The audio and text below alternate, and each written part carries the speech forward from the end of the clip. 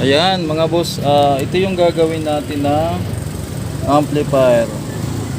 So ipapakondisyon ng may-ari gawa ng bibigay ata nangyari dito. Lumubo yung capacitor. Pag ganitong capacitor talaga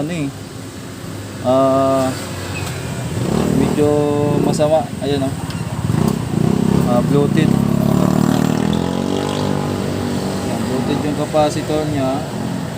Hindi nahuhugasan natin to mga boss. Kakalasin natin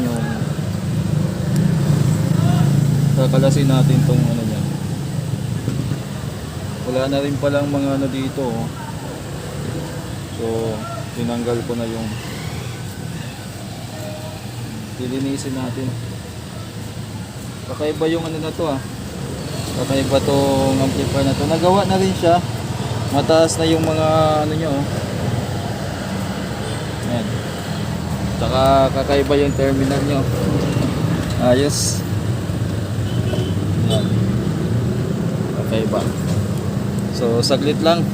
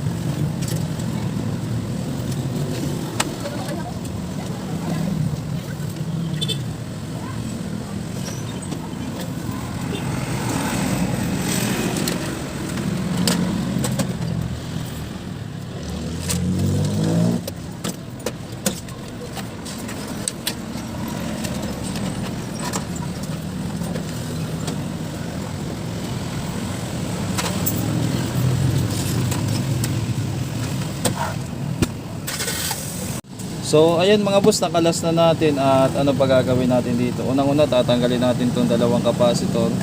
Relay, mga pihitan, sira-sira na kasi pati mismo yung niya, yung mismong pihitan niya basag na. Kaya magpapalit tayo niyan. Sa mga naman, terminal okay pa naman. Yun muna, hugasan ko muna to kasi papakondisyon ng may-ari. Update ko kayo mga boss.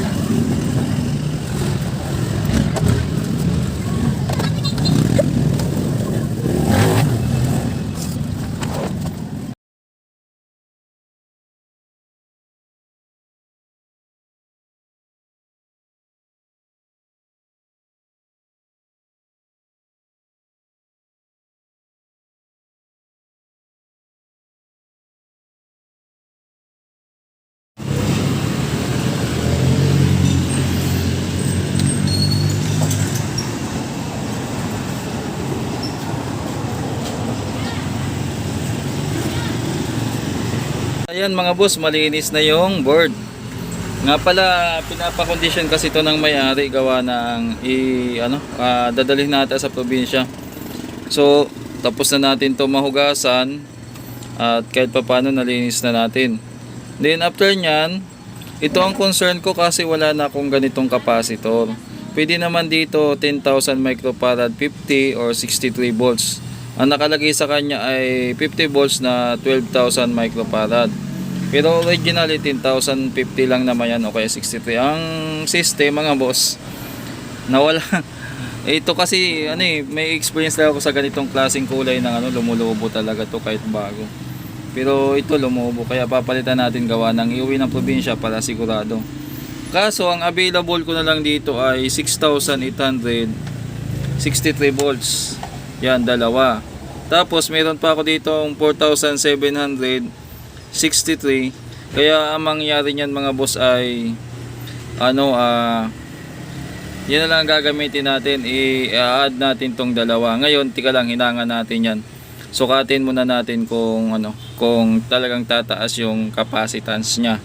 Yung voltahe niyan mag-i-stay kasi nakaparallel lang. Then dito naman sa board, magpapalit lang tayo dito ng mga some sort of kinalawang lang na pyesa. Tingnan, kaya pa ng flash. Masilaw masyado pag flash, no. Ayan. Mapapansin nyo naman yan yung zoom na lang natin. Ayan, kitang-kita naman yung kalawang niya yan. Ayan. Dito, mayroon pa kaya kinalawang. Ayan.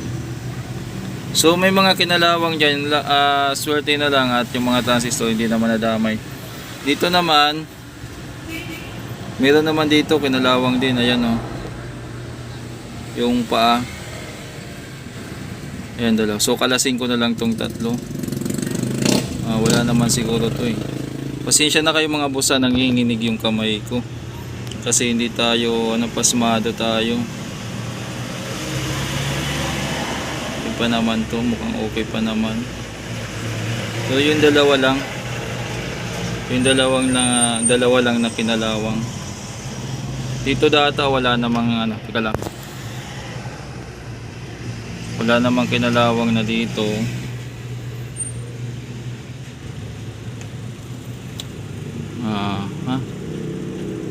Yan, wala namang kinalawang na dyan.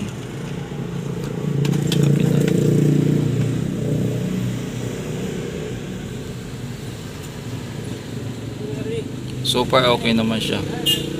Pasensya na, malikot lang yung kamay ko. Okay. So okay naman dyan, magpapalit tayo ng mga potentiometer. Yun muna ang gagawin natin. At ito, try natin maghinang ng wire jumper natin ito. Sukatin natin kung talagang tataas yung capacitance nya. Okay mga boss, so testing natin. May dalawa tayo dito. Nakaparallel yan. Yung negative nya, yan, negative, positive, yan. Tapos ito, i-tester natin. So, ba't ko kasi gagawin to? Meron kasing tingnan nga natin kung totoo yung ayon kasi sa turo sa electronics, kapag nagparallel ka ng capacitor, ang voltahe ay magiging same. Pero yung yung capacitance niya na mababasa natin sa pamamagitan ng microfarad ay tumataas. So kung naglagay ka ng dalawang example, katulad ito, 6,800 plus 4,700, magiging 11,000 plus yung capacitance nya. So magiging 11,000 microfarad yung total. Pero yung voltage same lang. Ngayon, may mga viewers tayong expert at sinasabi doon sa sinabi ko na gano'n na mali daw yung turo ko. Nagmamarunong lang. Nagmamarunong lang daw ako. Bakit daw tataas yan ng kumbaga, ang turo ng expert, hindi ko na screenshot. Hindi ka daw pwede magparallel ng ganito na magkaiba yung value. Kasi pag magkaiba daw ang value, ang mangyari dyan, di ba 4,000 microfarad tapos 6,800. Ang mangyari daw dyan ay parang battery daw, kakainin niya yung So hindi siya tataas kasi hahatakin daw ng capacitor na mas mababa ang capacitance. Yung hindi daw magdodoble o tataas yung capacitance. Sa madaling sabi, hindi tataas yung capacitance, baka bumaba pa daw pag nakaparallel, ha. Yan ang turo sa akin ng expert. Pero yung napag-aralan ko na kapag yung turo naman ng instructor ko na nagturo sa akin ng electronics, kapag nag-add ka ng capacitor tapos in connection mo with parallel connection katulad nito, tataas yung capacitance. Pag naka-series naman, bababa. Pero yung expert, iwan ko kung saan niya libro nabasa, mali daw yung ganon. So tingnan natin, sukatin muna natin tong dito muna tayo sa 4,700 microfarad. Try natin. Tingnan natin. Tapos mamaya tingnan natin kung tama yung sabi ng expert. Tama-tama kasi mag-a-add up tayo doon para mahabol yung So ano bang nakalagay dito? So 4,555 microfarad yung capacitance niya. Ito 4,555. Ayun, try naman natin tong isa pa. Ito naman ay yung 6,800. Yan, i-read natin ulit. Yan. Okay. Tingnan natin. Tagal pag kasi So ayan, nakalagay 6,664 microfarad. Yan, microfarad. So try natin dito sa sa sinasabi ng expert. Balik daw yung tataas yung capacitance pag nagparallel ng capacitor. Sige nga, alamin nga natin kung tama si expert. Dapat bababa yung capacitance niyan o steady lang. Yun ang Yun ang sabi ni expert. Yan, marami kasing expert na viewers dito sa YouTube. Ganun talaga. So ayan, ang reading niya ay 11.92 millifarad. So pag kinonvert mo yan sa sa microfarad, ang labas niyan ay 11,920 microfarad. Yan mga boss. So try nga natin sukatin tong isa na hindi pa sira. Itong 12,000. Yan. 12,000 microfarad. So nakita nyo na. Mas mataas po yung unit ng millifarad kaysa micro. Yan. Try natin tong isa. Teka lang. Yan. Try natin tong 12,000. Kung ano rating nito. Yan, testing C, capacitor. So ayan, ang reading na lang nito ay 10.66 mF o millifarad, kasi kung UF yan microfarad. So ang total niyan sa microfarad ay 10,860. So tama yung turo sa akin ng nagtuturo talaga ng electronics, yung nagtuturo talaga sa school. Ibig sabihin mali si expert. Marami kasing expert dito sa YouTube. Ganun talaga. Okay? So tama yung turo sa akin sa school, sa pinag-aralan ko. Tamang-tama talaga ang turo sa akin. At yung nakasabi sa libro, tama. Ewan ko lang kay expert kung saan niya nakuha yung ideya na ganon. Tuloy tayo mga boss, at gagawan ko ng paraan to maikabit doon. Yan. So ganito, ibig sabihin mga boss, sa ganitong sitwasyon, may mga tanong tayo in the future na masasagot dito. For example, may mga boss, wala akong capacitor na eksakto. Diba? Katulad nito, wala akong eksakto. Ibig sabihin mga boss, kung wala kang eksakto tapos gusto mo ma-reach yung capacitance na inahabol mo kung ilang microfarad, pwede mong gawin to. So ang gagawin ko dyan, isalpa ko muna tong dalawang malaki. Doon, tas hahanapan ko na lang ng position tong niya, 4,007. Hanapan ko ng pagpipistuhan kung saan siya bagay.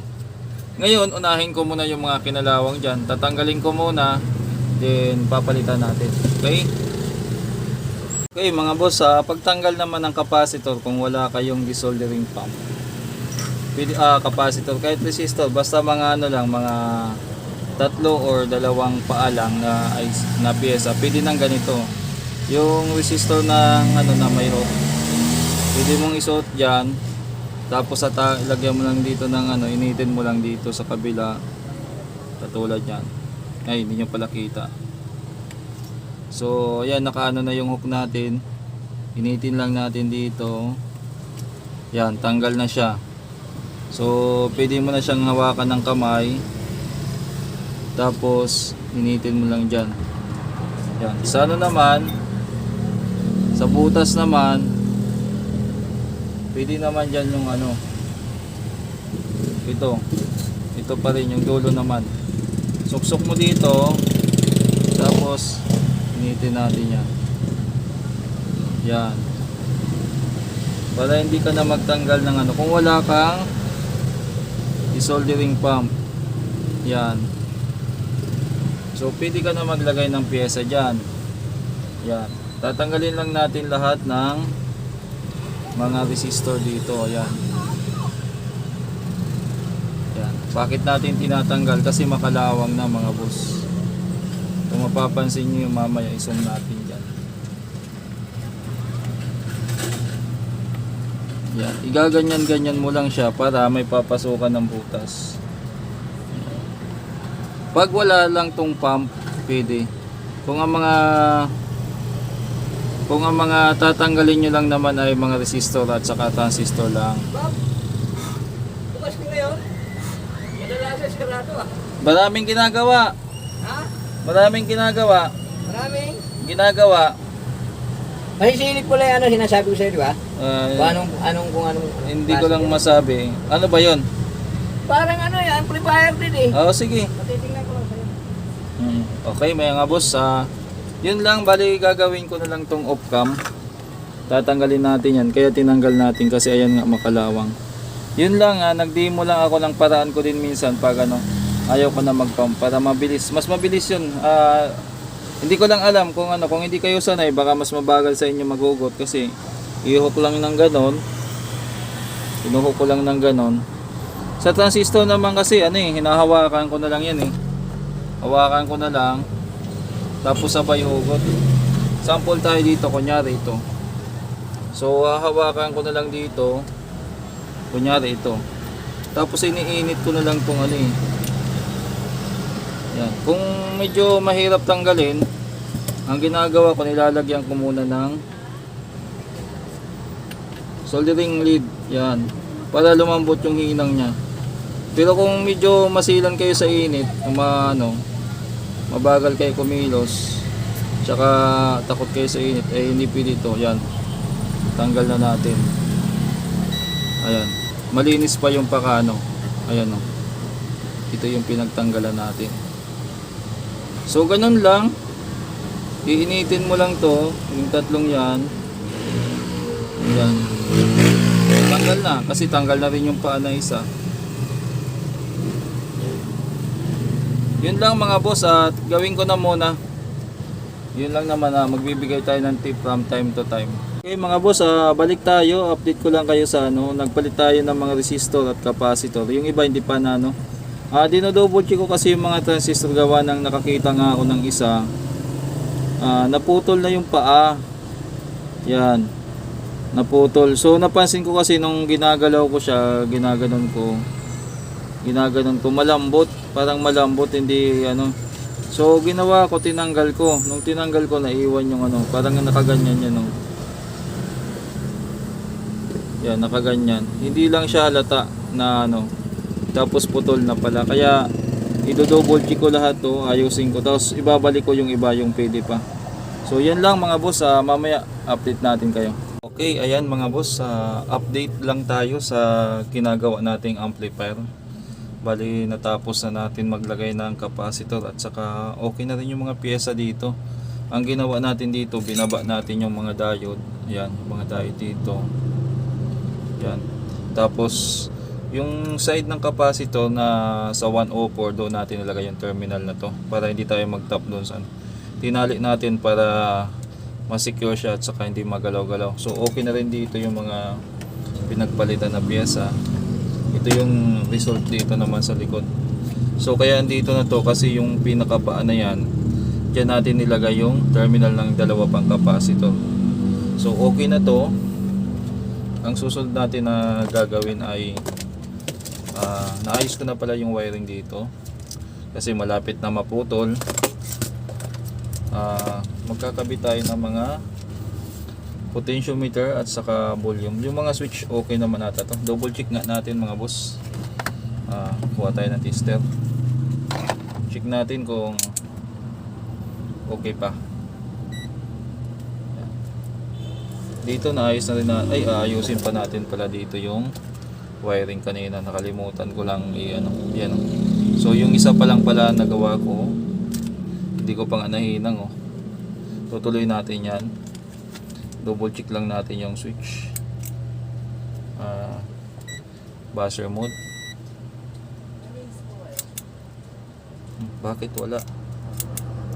So sira na tong switch na to.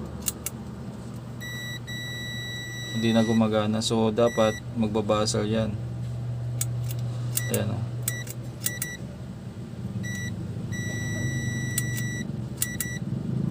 nagluloko na. Try natin tong isa. Wala rin.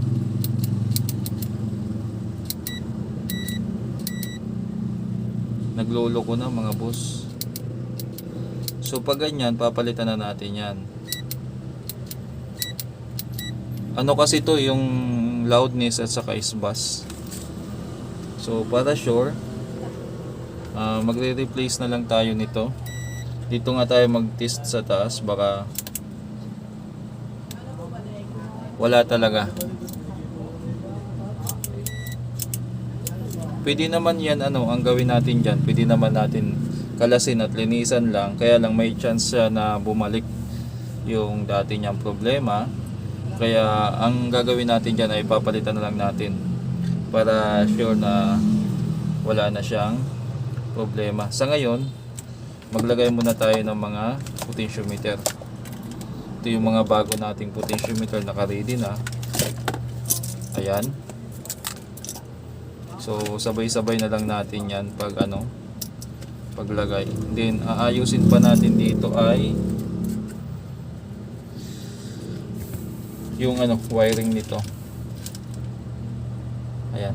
So ang gagawin natin diyan ay katulad nito, puputulin natin. And then sasampol na lang tayo ng isa. Hinang ko muna tong Okay, okay na ata itong panghinang natin. Bali gabi na ngayon mga boss, kaya medyo ang boses natin ay hindi na gaanong malakas kasi may mga tulog na. Yan, tatanggalin natin yan. Uulitin natin kasi magkakaroon na ng problema yan kung isusum natin. Kung isusum natin yung yan. Sumpa natin para makita nyo. Ayan. So kung titingnan nyo ng maigi, pag ganyan nakakaproblema na siya. So magagalaw-galaw yan hanggang sa tuluyang maputol. Kaya ang ginawa natin katulad ng isa, katulad yan, intact na intact. So ang ginagawa natin dyan ay tinatanggal natin to. Yan, tatanggalin natin. Tapos ayusin muna natin yung pinakabutas niya. Yan. Din ito ng naman, kung mapapansin nyo dito, ayan, medyo na siya. So ang linis na ang kuko ko. Kitang kita talaga na hindi ako nakapag nail cutter. So tatanggalin natin yan. Ulitin natin yan.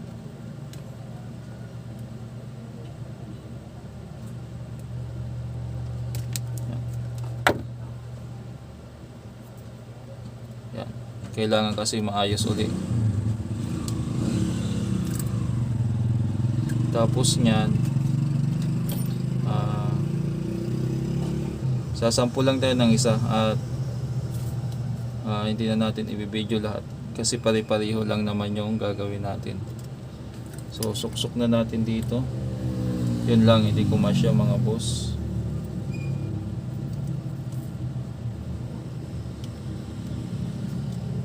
Mukhang may nayupi. Ayan, may nayupi nga. So pag ganyan, ulitin natin. Sumablay tayo dyan mga boss. Ulitin natin. Ibig sabihin hindi maganda yung pakagawa natin. Kailangan kasi hindi siya buhaghag yung wire. So sa paghinang natin kanina, nagkaroon ng buhaghag.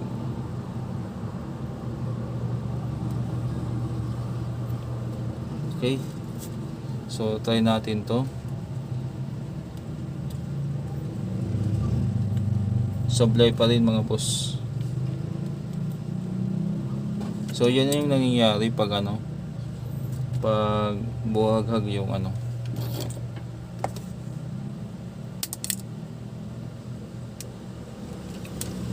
ulit naman tayo.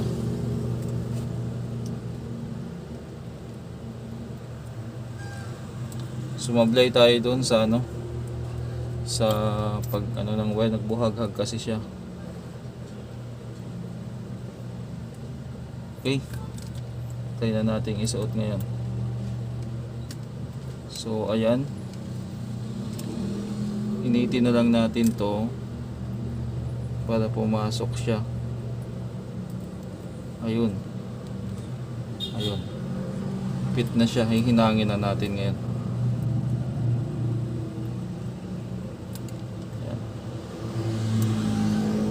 So ganun lang ang gagawin natin hanggang sa umayos yung hinang. Dito naman sa sa potentiometer, baba natin ng konti. Yan. Ganun lang naman maghinang yan eh. Yan. Susot nyo lang yung butas dyan.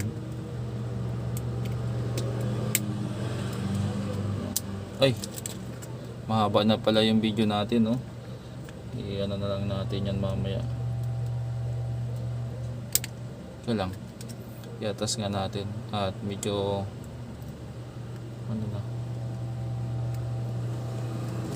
Ayan. Hinang tayo ng potentiometer. Ayan. So i-cut na lang natin mamaya kung sakaling humaba.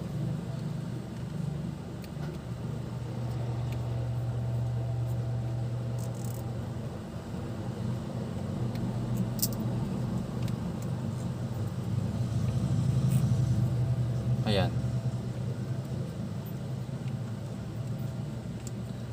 Okay, ano lang tayo, Devo.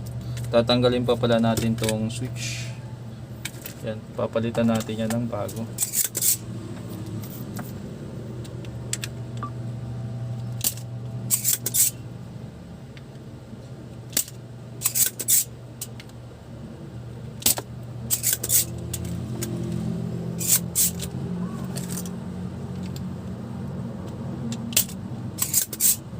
Okay.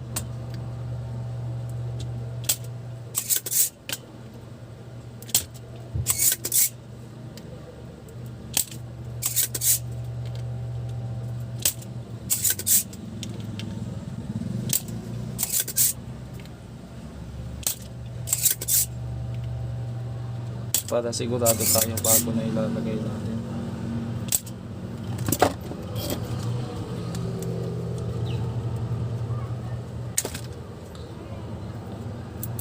So ito ay subline na, pwede namang kiskisin, pwede namang ano. Pero mas recommended natin palitan na lang ng bago. So yun lang mga boss, at i-ano ko na muna to, gawin ko na yun dapat gawin. Para ano, update ko na lang kayo mamaya. Mga buso, tapos na tayo dun sa ano, pagkabit ng mga potentiometer at saka yung switch. Mag-a-assemble na tayo. Pero naalala ko pala, bakit pala may nakalagay dito na ano, na tape. Kaya nag-ready ako ng tester. Ayan, naka-ready tayo. Yan yung ano. Ngayon, susubukan nating testerin yung switch. Kung ano nangyari dito. Yan. So, ayan, paano ba? Dito ata sama ng anggulo natin. So dyan na lang siguro mga boss, kasi lagay natin dito yung switch. Ngayon titingnan natin kung ano nangyari, kung nagsiswitch ba to o nagbulos, kasi nilagyan siya ng ano, ng tape.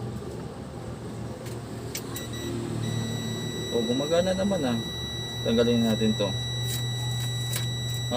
Kaya pala may tape. Kasi natatanggal siya mga boss. Natatanggal siya. Yun lang palang dahilan. So assembling ko na lang to. Tinanggal na natin, maluwag lang pala. Gawa natin ng paraan yun mamaya. Ito pala yung transformer niya. Kinalas ko nga kasi nilinis natin tong yung pinaka case. Ngayon ibabalik ko na, nilinis ko na din tong kaha, pati wiring. Salpak na natin para makapag-testing na tayo. So update ko kayo mamaya mga boss. So ayan mga boss, umaga na ngayon, i-testing na natin to. Nailagay na natin dyan pero hindi pa naka-finalize yung mga wirings niyan. Try na muna natin, nakadaan pa yan ng test valve. So power on na muna natin. Tapos tingnan natin kung mag-switch yung relay. Kung mag-switch yung relay nito, malaki yung chance na under to. Power on natin.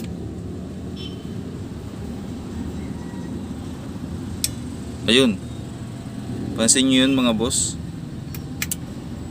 Ayun. So kabitan muna natin ng matigas tong ano Hindi kaya yung ano natin apan. Umaandar ba? Umaandar naman. Kabit muna tayo speaker at saka audio. Ayan, nagkabit na tayo ng audio at saka speaker.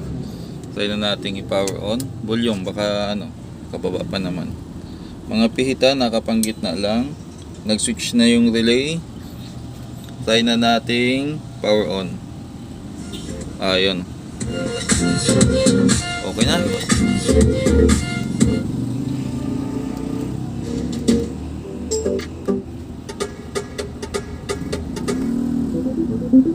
Ayos na mga boss.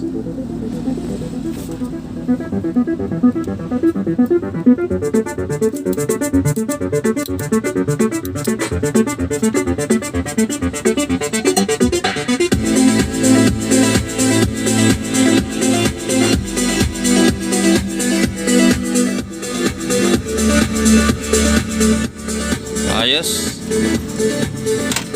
Yung mga ano, double check natin baka may loss.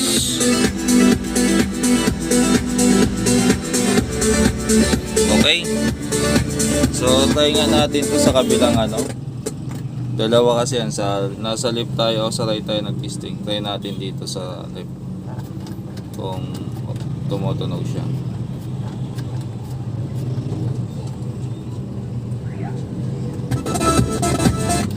Ay.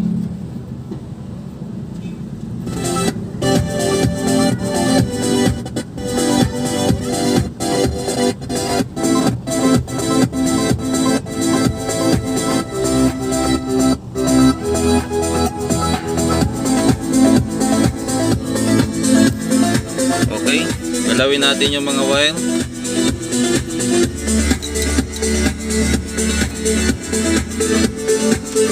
Okay, adjust.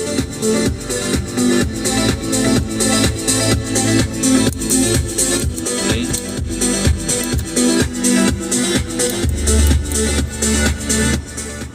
Ayos na to mga boss, at yung microphone na lang pala ang ititesting natin.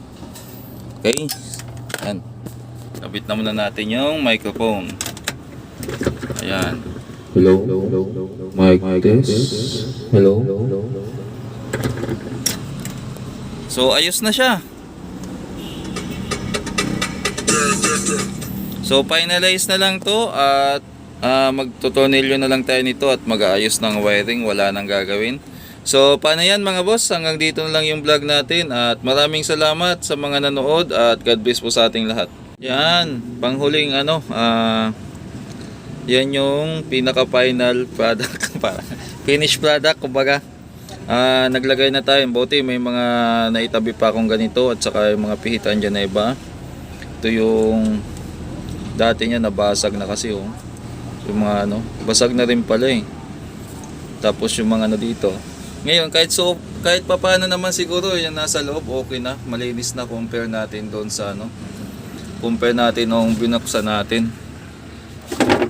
Ayan, medyo okay na siya, di ba? Yan. Inad ko lang to mga boss para ano, before and after. Yan. So malinis na siya compare doon sa dati nung unang bukas natin. Yan lang yung idadagdag ko. Salamat po.